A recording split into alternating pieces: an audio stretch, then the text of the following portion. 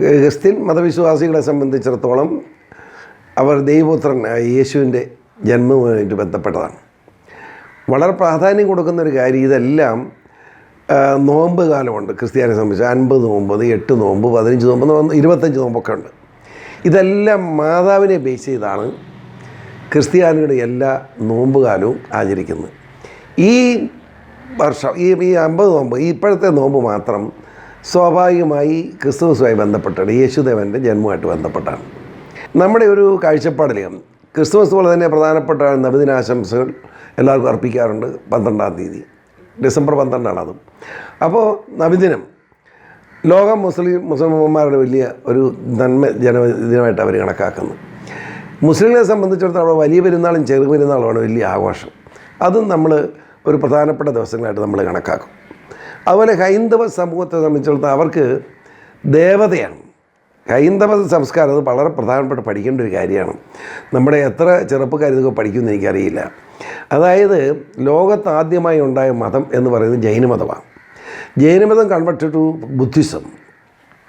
ബുദ്ധിസത്തിൽ നിന്ന് ഹിന്ദു കൾച്ചറിലേക്ക് വരിക.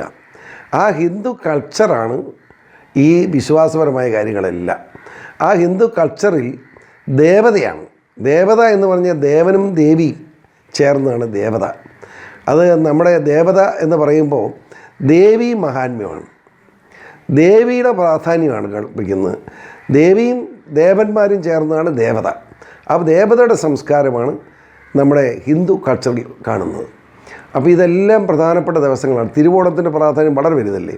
തിരുവോണവും നമ്മളെല്ലാവരും ശ്രദ്ധിക്കാറുണ്ട്. ലോകത്ത് ഏത് മലയാളിയാണെന്ന് ഉച്ചയ്ക്ക് സ്വല്പം ഒരു വാഴയിലയിൽ സ്വല്പം നല്ല വെജിറ്റേറിയൻ ഊണുണ്ണും. അത് നിഷേധിക്കാൻ പറ്റില്ല നമുക്ക്.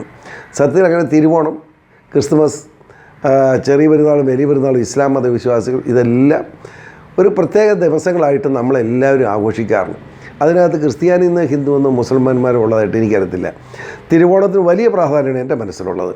വലിയ പെരുന്നാളും ചെറിയ പെരുന്നാളും അതുപോലെ തന്നെ വലിയ ഒരു അംഗീകാരം എൻ്റെ മനസ്സിൽ തോന്നാറുണ്ട്. ക്രിസ്തുമസിനും അതുപോലെ തന്നെയാണ്. ക്രിസ്തുമസ് ദിവസത്തിന് പ്രാധാന്യം എന്ന് വെച്ചാൽ ക്രിസ്ത്യാനികളെ സംബന്ധിച്ചിടത്തോളം അവർ ഈ ക്രിസ്തുമസിൻ്റെ പ്രത്യേകത നിങ്ങൾ അറിയില്ലാത്തൊരു തമാശയോടെ ഞാൻ പറയാം. ക്രിസ്തുമസ് എന്താണെന്ന് വെച്ചാൽ നക്ഷത്രങ്ങൾ എല്ലാ കുടുംബങ്ങളിലും, ക്രിസ്ത്യൻ കുടുംബങ്ങളിലെല്ലാം കിട്ടും. ഈ നക്ഷത്രം കുഞ്ഞുങ്ങൾക്ക് വലിയ ആകർഷണം. അപ്പോൾ ഹിന്ദു എന്നും മുസ്ലിം എന്നും ഇല്ലാതെ പിള്ളേർ വീട്ടിൽ കിടന്ന് നക്ഷത്രം വേണമെന്ന് പറഞ്ഞ് മേടിച്ചു കൊടുക്കാതിരിക്കാൻ പറ്റില്ല. സ്വാഭാവികമായും മുസ്ലിങ്ങളും ക്രിസ്ത്യാനികളും ഹിന്ദുക്കളും എല്ലാം നക്ഷത്രം തൂക്കും. അത് ഹിന്ദുക്കളോ മുസ്ലിങ്ങളോ നക്ഷത്രം തൂക്കുന്ന വിശ്വാസപരമായ കാര്യമല്ല. വീട്ടിലെ മക്കളെ ആശ്വസിപ്പിക്കാനും സന്തോഷിപ്പിക്കാനും വേണ്ടിയാണ് നക്ഷത്രം തൂക്കുന്നത്. അപ്പോൾ നോക്കുമ്പോൾ ലോകം മുഴുവൻ നക്ഷത്രം, ക്രിസ്തുമസ് ലോകം മുഴുവൻ. ക്രിസ്ത്യാനികളുടെ മനസ്സിൽ യേശുദേവൻ്റെ ജനനം, അതായത് വിശ്വാസപരമായി എന്താണെന്ന് ചോദിച്ചാൽ ആദം ഹവ്വായും പാപം ചെയ്തു. ആദം ഒരു ഫലം ഭക്ഷിച്ചു എന്നുള്ളതാണ്. ആ ഭക്ഷിക്കരുതെന്ന് ദൈവം കൽപ്പിച്ച ഏദൻ തോട്ടത്തിലെ മരത്തിൽ നിന്നുള്ള ഫലം ആദം ഹവ്വായും കൂടി കട്ടുനിന്നു. അതുകൊണ്ട് ദൈവം ശിക്ഷിച്ചു. ആ ജന്മഭാവത്തിൽ നിന്ന് മനുഷ്യനെ സൃഷ്ടിക്കാൻ വേണ്ടി യേശു വരുമെന്ന് പറഞ്ഞിരുന്നു. ഒരു ദൈവം വരുമെന്ന്, ദൈവപുത്രൻ ജനിക്കുമെന്ന് പറഞ്ഞിരുന്നു. അതിൻ്റെ ഭാഗമായി യേശു ജനിച്ചു പുൽക്കൂട്ടിൽ എന്നതാണ് വിശ്വാസപരമായ സത്യം. ഞാൻ പറയുമ്പോൾ സത്യം, ഇസ്ലാം മതവിശ്വാസികൾ പറയുമ്പോഴും അത് സത്യമാണ്. അവരും ഇത് ഈസാ നബിയെ വിശ്വസിക്കുകയാണ്. അപ്പോൾ അതിൻ്റെ ഒരു ആഘോഷമാണ് ക്രിസ്തുമസ്. എല്ലാ വീട്ടിലും എത്ര പട്ടിണിയാണെങ്കിലും ക്രിസ്തുമസിന് ഒരു സ്വല്പം ഇറച്ചിയും മീനും ഒക്കെ ഉണ്ടാവും. സന്തോഷവനെ ഭക്ഷണം കഴിക്കും, ഉറപ്പാണ്. രാവിലെ ഇറച്ചി ഉണ്ടാവും, ഉച്ചയ്ക്ക് ഇറച്ചി ഉണ്ടാവും. അതൊരു ആഘോഷമാണ് ക്രിസ്ത്യാനികളെ സംബന്ധിച്ചിടത്തോളം. അത് എവിടെ നിന്നെങ്കിലും പണം ഉണ്ടാക്കി യാതൊരു മടിയില്ലാതെ ആ ഒരു ദിവസം പിള്ളേരും കാരണവന്മാരും മക്കളും എല്ലാം കൂടെ ഒരുമിച്ചിരുന്ന് ഭക്ഷണം കഴിക്കും. അതൊരു സന്തോഷകരമായ മുഹൂർത്തമാണ്. അത് ഇപ്പോൾ ലോകത്ത് എവിടെ മലയാളി ഉണ്ടെങ്കിൽ എന്നല്ല, ക്രിസ്തുമസ് ലോകം മുഴുവനാണ്. ലോകം മുഴുവൻ നടത്തുന്ന വലിയൊരു ആഘോഷമായതുകൊണ്ട് അതിൻ്റെ ഭാഗം എന്തെങ്കിലും എല്ലായിടത്തും വലിയ സന്തോഷം ഉണ്ടാവും. പിന്നെ ക്രിസ്തുമസിന് പടക്കം പൊട്ടിനും ബഹളവും. ഇപ്പോൾ പടക്കം പൊട്ടി ഇച്ചിരി കുറഞ്ഞിട്ടുണ്ട്, കാരണം ചൈനീസ് പടക്കമായിട്ടുണ്ട്. ചൈനീസ് പടക്കമായില്ലേ മനുഷ്യൻ്റെ മരണം കൂടുതലുണ്ടാകുന്നത്. അതുകൊണ്ടാണ് ചൈനീസ് പടക്കമാണെങ്കിൽ ഇച്ചിരി പടക്കം പൊട്ടിനും ബഹളവും, പൂച്ചക്രം കറക്കവും ബഹളമൊക്കെ ഉണ്ടാവും. അത് ഒരു വലിയ ആഘോഷമാണ്. രാത്രി 24-ാം തീയതി രാത്രി ഉറങ്ങുന്ന മനുഷ്യൻ വളരെ കുറച്ചായിരിക്കും. വളരെ പള്ളിയായിട്ട് ബന്ധപ്പെട്ട് പള്ളിയിലെ ഇടപാടും ഇങ്ങനെയൊക്കെയുള്ള വലിയ സന്തോഷകരമായ മുഹൂർത്തങ്ങളാണ്. ചെറുപ്പം മുതൽ ഞാനും പള്ളിയിൽ പോകാറുണ്ട്. ക്രിസ്മസ് ദിവസം പ്രത്യേകിച്ച് പള്ളിയിൽ പോവുകയും കുർബാന കാണുകയും പ്രത്യേകിച്ച് ഈ തിരുക്കർമ്മങ്ങളൊക്കെ പങ്കെടുക്കുകയും ചെയ്യാറുണ്ട്. അത് കുടുംബം അടച്ച് എല്ലാവരും തന്നെ അതിൽ പങ്കാളികളാവും. ഈ ക്രിസ്ത്യാനികൾ ഈ കള്ളടി തുടങ്ങി തന്നെ ഈ ക്രിസ്മസിനുള്ള ആഘോഷമാണെന്ന് എനിക്ക് സംശയമുണ്ട്. എല്ലാവരും സ്മോളൊക്കെ അടിക്കുമായിരുന്നു. പക്ഷേ ഇത്തവണ മോഡി ചെയ്തുകൊണ്ട് വലിയൊരു ആഘോഷം ഉണ്ടോ എന്ന് എനിക്ക് സംശയമാണ്. ഇച്ചിരി കുറഞ്ഞിട്ടുണ്ട്, മോഡി കുറവുണ്ട്. ആഘോഷങ്ങളെ മോഡി കുറച്ചിട്ടുണ്ടെന്നാണ് എനിക്ക് തോന്നുന്നത്. എങ്കിലും ഉള്ളതുപോലെ മാക്സിമം സഹായിക്കും ജനങ്ങളെല്ലാം അതിൽ ആഘോഷിക്കും. എൻ്റെ പേഴ്സണൽ ഞാൻ മോഡി 8-ാം തീയതി പ്രഖ്യാപിക്കുക എൻ്റെ കയ്യിൽ ആകെപ്പാടെ 7,000 രൂപ ഉണ്ടായിരുന്നു. 1,000-500 രൂപ അതന്നേരം കൊടുത്ത് ബാങ്ക് കൊടുത്ത് ഞാൻ പുതിയ നോട്ട് മേടിച്ചു. ഭാര്യയുടെ 12,000 രൂപ ഉണ്ടായിരുന്നു, അവളും അത് മേടിച്ചു. മകനെ ഇനി അവൻ്റെ സ്വന്തം കാര്യം ഞാൻ അന്വേഷിച്ചില്ല. അതല്ലാതെ വേറെ എൻ്റെ മകളുടെ കയ്യിലും കുറച്ച് കാശുണ്ട്, അതും 10,000-70,000 രൂപ ഉണ്ട്, അത് മാറി. അതല്ലാതെ വേറെ സാമ്പത്തിക പ്രശ്നങ്ങളൊന്നും ഞങ്ങൾ അന്വേഷിക്കാറില്ല. നല്ല കുക്ക് വൈഫാണ്. കാരണം ഉഷയാണ് പാറുവിനെ ഒരു ഗൈഡ്. അതുകൊണ്ട് ഉഷയായിരിക്കണം. പിന്നെ പാറു നല്ലവണ്ണം, അത് പാറുവിൻ്റെ പ്രത്യേകത അത് പറഞ്ഞ് ഫലിപ്പിക്കാനുള്ള അസാധ്യമായ കഴിവാണ്. അതാണ് പാറുവിൻ്റെ ഒരു പ്രത്യേക അനുഗ്രഹം, ദൈവാനുഗ്രഹം. പിന്നെ നല്ല പ്രസൻറ്റേഷൻ, ചാമിങ്, അതുകൊണ്ട് ആളുകൾക്ക് ഇഷ്ടപ്പെടുകയും ചെയ്യും.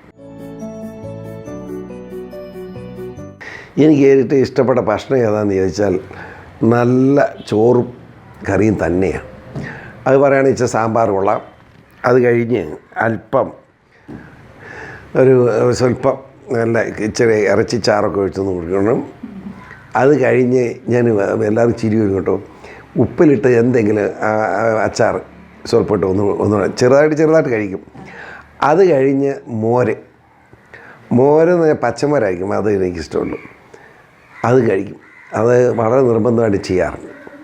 അതാണ് എനിക്കിഷ്ടം. പിന്നെ കറിയായിട്ട് പറയുന്നത് എനിക്ക് ഏറ്റവും ഇഷ്ടം ഈ പാവയ്ക്കറിയാണ്. ഇപ്പോഴും പാവയ്ക്കാന്ന് പറഞ്ഞാൽ വായി വെള്ളം വരുന്നു. ഈ പാവയ്ക്കാട് എനിക്കെടുത്ത് എന്താണ് പാവയ്ക്ക, മുട്ടക്കോയ്സ്, അതുപോലെ തന്നെ നമ്മുടെ ഈ പയറുണ്ടല്ലോ, പയർ ഈ തേങ്ങ ഇടരുത്, അല്ലാതെ തോരനായിട്ടുണ്ടാക്കുന്നത് എനിക്ക് വലിയ ഇഷ്ടമാണ്. അവിടെ പക്ഷേ ഒരു ബുദ്ധിമുട്ടുണ്ടായില്ല. എന്നാന്ന് ചോദിച്ചാൽ എല്ലാം മലയാളികളുടെ വീട്ടിൽ കൂടല്ലേ ഈ താമസിച്ച എല്ലാം ഈ സ്റ്റാർ ഹോട്ടലാണല്ലോ ഒന്ന്. അപ്പോൾ രാവിലത്തെ ഭക്ഷണം ഫ്രീയാണ്. അതങ്ങനെ രാവിലത്തെ ഭക്ഷണം കൂട്ടിയാണല്ലോ ബില്ല് വരുന്നത്. അപ്പോൾ എല്ലാ ദിവസവും രാവിലത്തെ ഭക്ഷണം എവിടെയെന്ന് വെച്ചാൽ ഹോട്ടലിൽ തന്നെയായിരുന്നു. അപ്പം എല്ലാം കൊണ്ട് കിട്ടുന്നു ഇവിടെ. നല്ല ഒന്നാന്തരം ഫ്രൂട്ട്സ് മുഴുവൻ കിട്ടും. പിന്നെ എല്ലാ ഫ്രൂട്ട്സ് മുഴുവൻ കിട്ടാറുണ്ട്. പിന്നെ ഉപ്പുമാവുണ്ട്. പിന്നെ ഒരു കുഴപ്പമുണ്ടായില്ല. ഉച്ചയ്ക്കൊക്കെ ഉണ്ണാൻ പോകുമ്പം മിക്കവാറും ഏതെങ്കിലും വീട്ടിലാവും മലയാളിയുടെ. അപ്പം നല്ല ഒന്നാന്തരം ചോറും കറിയും തരുമായിരുന്നു. ഒരു കുഴപ്പമുണ്ടായില്ല. അത് എന്നെ കുഴപ്പമെന്ന് ചോദിച്ചാൽ എന്താണെന്നറിയാം, അത് എൻ്റെ തുറക്കുമ്പോൾ 1-2 മിനിറ്റ് കൊണ്ട് കണ്ടിന്യൂസ് ഫില്ലായി പോകും. അതുകൊണ്ട് ഞാനതിപ്പോൾ ഉപയോഗിക്കാൻ പറ്റില്ല എനിക്ക്. ഞാൻ പാൻസിട്ട് എന്താണെന്നറിയാമോ, അൽഫോൻസാമ്മയെ ഈ പുണ്യതായിട്ട് പ്രഖ്യാപിക്കാൻ റോമിൽ നടന്നല്ലോ, അന്ന് പാൻറ്റ് ആദ്യമായിട്ടിട്ട്. ഞാൻ എറണാകുളത്ത് പഠിക്കുമ്പോഴും കോളേജിൽ പാൻസ് ഉപയോഗിച്ചിട്ടേ ഇല്ല. ഇത് റോമിൽ പോയപ്പോൾ പാൻറ്റ് ഇല്ലാതെ പറ്റുകയില്ലെന്ന് പറഞ്ഞുകൊണ്ട് ഇട്ടതാണ്. പിന്നെ അവിടെ ചെന്നപ്പം മനസ്സിലായി പാൻറ്റ് ഇല്ലെങ്കിലും മുണ്ടുകൊടുത്താലും കുഴപ്പമൊന്നുമില്ലായിരുന്നു. ഇപ്പം പോകുമ്പം ഇംഗ്ലണ്ടിൽ പോയപ്പം അങ്ങോട്ട് പാൻറ്റിട്ട് പോയി ഇറങ്ങി, ഞാൻ മുണ്ടുകൊടുത്താൽ നടക്കുന്നത് എന്നെ കുഴപ്പം. നമുക്ക് ഇഷ്ടമുള്ള ഇടുമ്പോൾ നമ്മളിടുന്നു, അവന്മാർക്കൊക്കെ അവർക്ക് ഇഷ്ടമുള്ള അവരിടുന്നു, നമുക്ക് എന്നാ കേട്ടോ. അവിടെ ഒന്നും ഇടാതെ നടക്കുന്ന ഇംഗ്ലണ്ടിലൊക്കെ എല്ലാവർക്കും ഇഷ്ടം. നമ്മുടെ മര്യാദ കൊണ്ട് നമ്മൾ മുണ്ടെങ്കിലും കൊടുക്കുന്നത്, അത്രേ ഉള്ളൂ, ഒരു കാര്യമില്ല. എനിക്ക് വലിയ അഭിപ്രായമില്ല.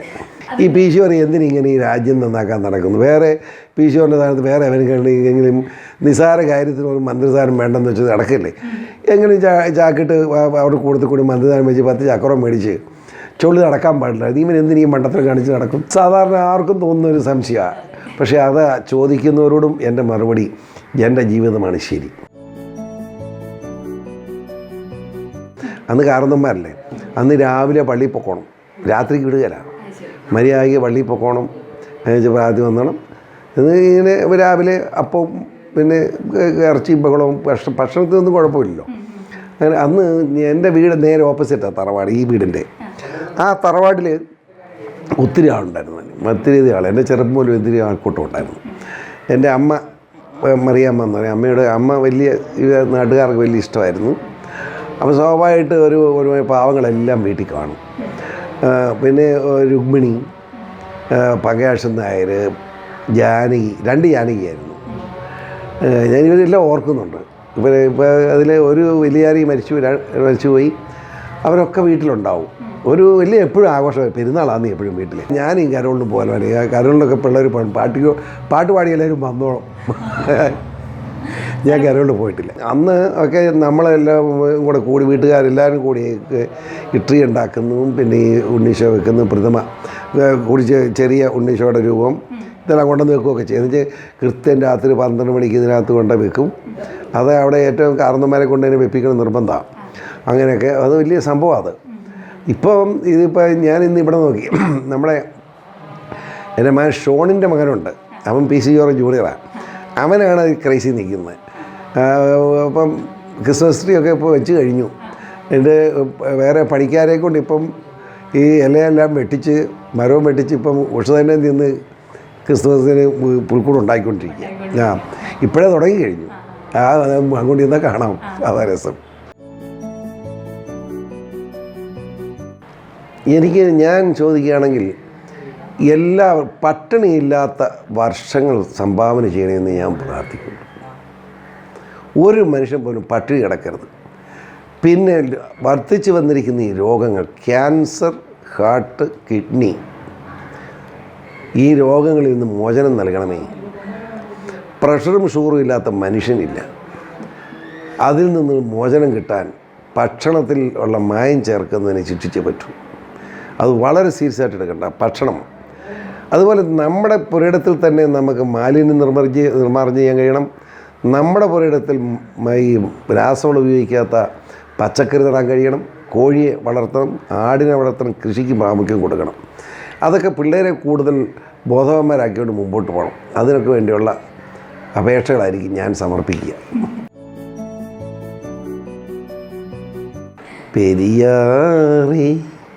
പെരിയാറേ പർവ്വത നിരയുടെ പനിനീരേ, കുളിരും കൊണ്ട് ഉണുങ്ങി നടക്കും മലയാളി പെണ്ണാണു നീ, ഒരു മലയാളി പെണ്ണാണു നീ. മാതൃഭൂമി.com മാന്യ ശ്രോതാക്കൾക്ക് എല്ലാവർക്കും വളരെ സന്തോഷത്തോടുകൂടി അഭിമാനബോധത്തോടുകൂടി ഒരു നല്ല ക്രിസ്മസും നവവത്സരത്തിൻ്റെ ആശംസകൾ അർപ്പിക്കുകയാണ്. നന്ദി, നമസ്കാരം.